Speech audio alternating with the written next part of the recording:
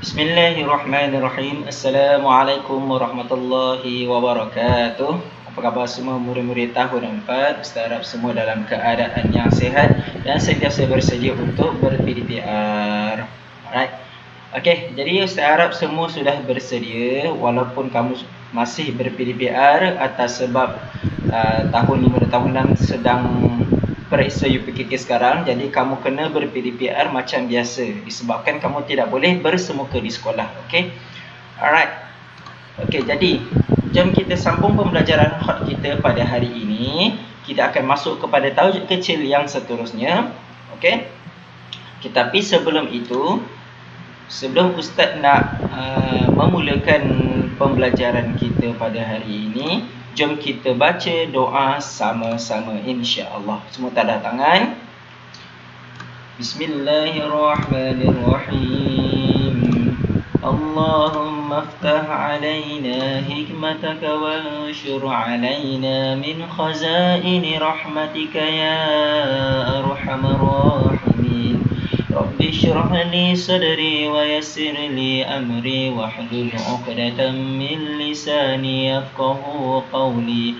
Rabbi zidni 'ilman warzuqni fahman waj'alni minas salihin. Innahu min Sulaiman wa innahu bismillahirrahmanirrahim. Inni ra'aitu ahada 'asyara kawkaban wasyamsa wal qamara ra'aituhum li sajidin. Amin amin ya rabbal alamin. Alhamdulillah, dengan membaca doa tadi semoga pembelajaran kita diberkati oleh Allah dan mudah kamu serap dan faham di dalam hati kamu insya-Allah. Okey. Jadi habis untuk baca doa tadi. Jadi okey, sebelum kita memasuki tajuk kecil di dalam tajuk besar kita, okey, siapa yang ingat sekarang kita di dalam tajuk mana? Okey, sekarang kita dah belajar untuk menulis, mengenal dan menulis huruf fa, pa dan juga qaf.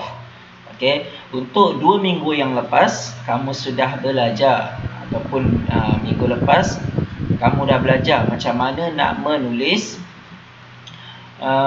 huruf fa, pa dan qaf ni di awal kalimah. Kamu semua boleh buka buku teks hot kamu ke surat 42. Okey, dia dekat situ dia ada tunjuk cara menulis di depan macam mana, ataupun kamu dah tengok video-video Ustaz yang Ustaz bagi dalam Google Classroom ataupun di dalam WhatsApp, kamu dah tengok macam mana video tutorial macam mana nak menulis huruf fa di awal kalimah. Okey. Right.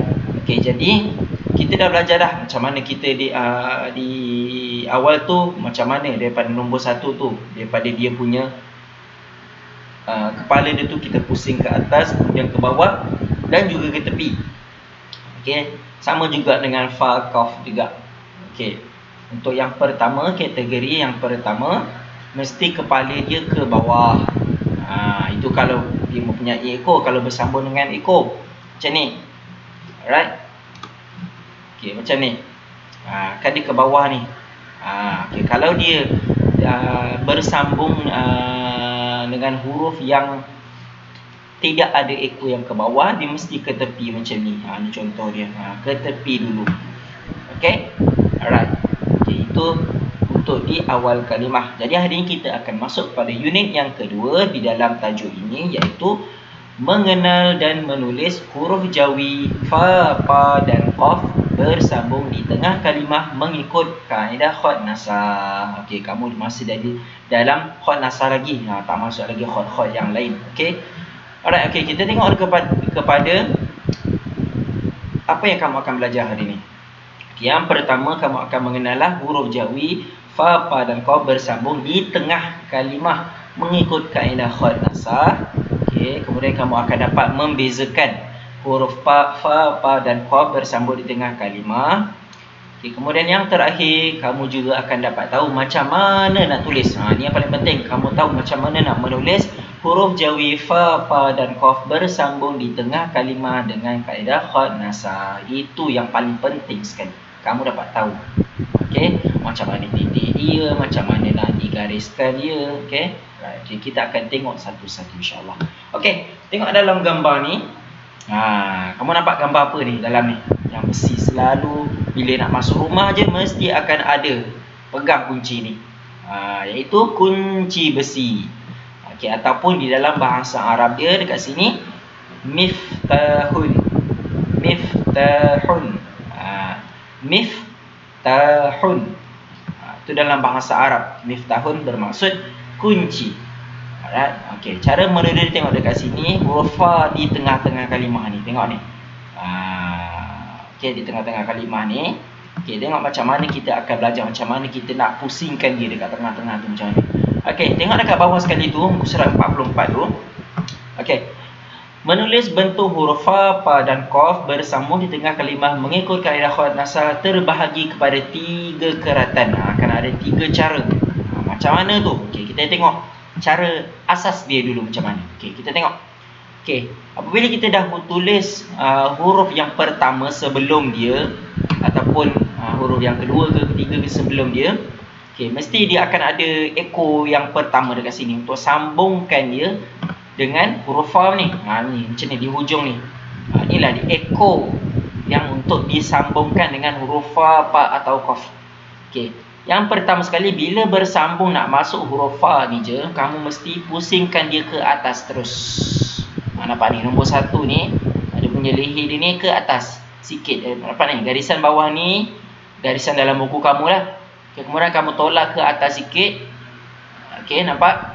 Kemudian yang nombor 2, itu yang pertama. Yang kedua, kamu pusingkan dia ke atas. Ke atas, ke bawah terus. Macam ni, nombor 2 ni. Sekejap Ustaz zoom sikit, kamu tak nampak kot.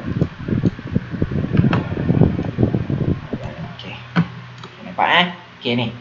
Ke atas, kemudian ke bawah terus. Ke atas, ke bawah. Bukan ke atas, ke bawah. Kamu buat macam ni. Ke atas, dia macam membujur sikit. Macam tu. Pusing, dia macam tu. Dia tidak terlalu bulat, tidak terlalu lonjong. Dia tengah-tengah. Tapi kalau kamu buat bulat pun tu pun dah okey, dah kemas dah. Cuma kalau nak lagi kemas, betul-betul cantik, dia tak bulat, tidak lonjong, tidak bujur. Dia macam tengah-tengah je. Seakan-akan nak bulat, seakan-akan nak membujur. Okey, macam ni. Ni ekor dia. Okey, kita tolak ke atas. Dia macam tu. Dia macam seakan-akan nak menjadi bujur. Okey, kemudian tolaklah ke belakang. Tolak ke belakang macam ni. Dan pusing ke atas. Tolak ke tepi terus. Sebab kita nak sambungkan dengan huruf yang seterusnya. Okey, itu asas. Okey, kejap lagi Ustaz akan bagi video lah. Video yang lain untuk kamu tengok cara menulis dia macam mana. Okey, ni Ustaz akan terang secara teori sahaja. Okey, kita tengok. Okey, ini asas. Okey, kita tengok yang dia punya kategori-kategori dia. Yang pertama macam mana. Alright. Okey, kita tengok dekat sini.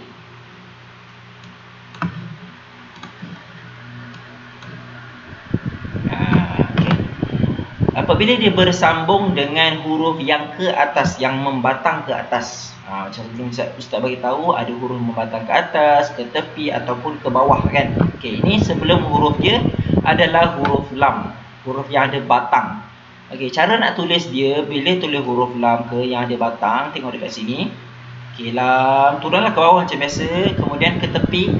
Leher dia mesti ke atas terus. Mesti ke atas terus. Bukan ke tepi. Macam tadi kita belajar ke tepi kan. Bila lam. Okay, macam ni. Lam. Dia macam ke atas sikit je. Sebab sebab dia daripada atas. Bila ke tepi. Dia agak macam tidak menjadi berapa kemas. Bila ke tepi. Jadi sebab tu kita kena ke ataskan sikit bahagian leher dia tu. Nampak ni. Ke ataskan sikit je, jangan atas sangat. Ke ataskan sikit je. Dia punya leher dia ni yang kita nak sambungkan dengan huruf fa ni, kita ke ataskan sikit, kemudian buat bujur ke atas sikit, kemudian ke bawah. Macam ke atas, pusing, kemudian leher selepas dia tu ke bawah sikit.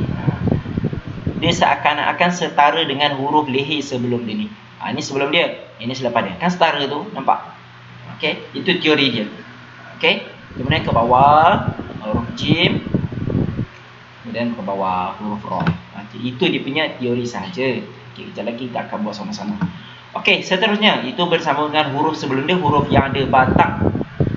Okey, Huruf yang seterusnya adalah huruf yang dia lebih kurang, dia yang huruf seterusnya adalah ada batang juga, cuma bila dia bersambung dengan huruf fa, huruf fa dengan pa ni lebih kurang sama je huruf fa dengan pa ni. Tapi bila dia bersambung dengan huruf yang sebelum dia tu akan setara dengan garisan bahagian bawah ni, dia tidak akan ke atas macam ni. Ini ke atas kan. Yang ni dia akan lepeh je, sama je, setara dengan garisan bahagian bawah ni. Kau macam biasa ke bawah, kemudian pusing terus. Ke atas lah pusing, dia akan jadi bulat sikit. Ni setara je semua. Dia tak akan ada ke atas sikit ke macam tadi. Setara sahaja. Kemudian samalah dengan huruf dal. Tangan kamu kena lembut sikit. Kaf, pusing, dal. Dia macam tu. Alright, okay. Kamu perlukan latihan supaya tangan kamu lembut. Ustaz pun kadang-kadang pun tangan keras juga. Cuma bila nak menulis, kamu kena buat latihan menulis banyak kali. InsyaAllah akan jadi. InsyaAllah. Okay. Alright.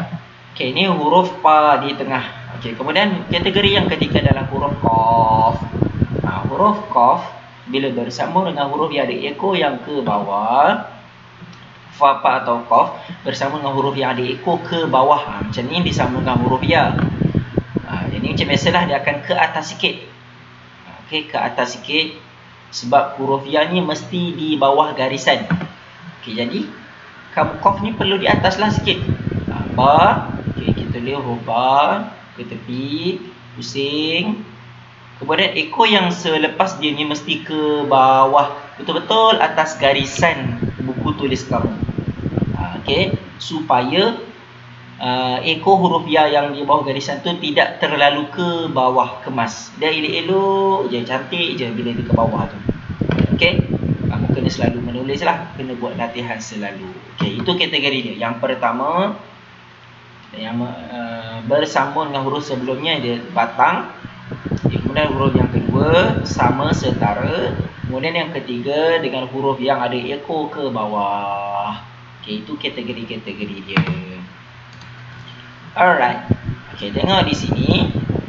Bentuk kepala huruf fa, pa dan qaf yang bersambung di tengah condong ke kanan sedikit. Macam Ustaz kata tadi. Condong ke kanan sikit je. Ustaz kata dia macam seakan-akan bujur, tapi bukan bujur. Sebenarnya dia sengit, bukannya bujur ataupun bulat. Condong ke kanan sedikit je. Bujur tidak bulat. Nampak? Bujur dan tidak bulat. Dia sebenarnya tengah-tengah. Kita tengok dekat sini, condong ke kanan. Kita tengok huruf yang pertama ni. Mim. Itulah macam biasa. Kemudian sambungkan dapat setara sebab dia huruf yang lurus sahaja ekornya. Setara pusing. Dia punya kepala tu kanan sikit je condong, nampak ni. Nampak ke kanan sikit. Condong ke kanan sikit je. Dia nak bulat tak bulat, dia nak bujur tak bujur sangat. Ke atas, pusing balik. Kemudian ke bawah. Huruf ain, dia ada lubang. Sambung dengan huruf dal. Macam tu je, mudah. Kamu kena selalu menulis. Ustaz nak tunjuk kamu tulis susah dalam ni. Akan tunjuk daripada depan, insyaAllah. Kalau Ustaz dapat masuk minggu depan ke kelas kamu, insyaAllah Ustaz akan tunjuk. Itu kalau di tengah-tengah kelimah dia akan ke kanan sikit condong dia. Kalau huruf yang kedua ni, tengok ni, kategori kedua ni, menegak seperti kepala waw. Ini kalau di awal kalimah. Awal kalimah memang dia akan macam biasalah, tegak sahaja macam huruf waw. Tegak je lah macam biasa. Alright, itu contoh dia. Jadi dekat sini, sampai sini je dia punya teori. Kejap lagi kamu akan tontonlah video praktikal cara menulis dia macam mana. Ini video kamu punya teori. Ustaz tunjukkan teori macam nak tulis. Kalau kamu nak lebih tahu ataupun lebih jelas, kamu kena tonton video yang seterusnya untuk latihan menulis pula. Tutorial menulis, insyaAllah. Jadi untuk kerja rumah, Ustaz akan bagi macam biasalah kerja aktiviti kamu di buku laman aktiviti khot tahun 4. Okey, untuk muka surat yang seterusnya pula. Okey, Ustaz akan bagi tahu muka surat seterusnya kejap lagi di dalam Google Classroom, insya-Allah. Okey. Alright. Okay, jadi sampai sini sahaja pembelajaran kita pada hari ini. InsyaAllah kita akan berjumpa lagi di kelas yang akan datang. InsyaAllah. Jadi selamat semua. Assalamualaikum warahmatullahi wabarakatuh.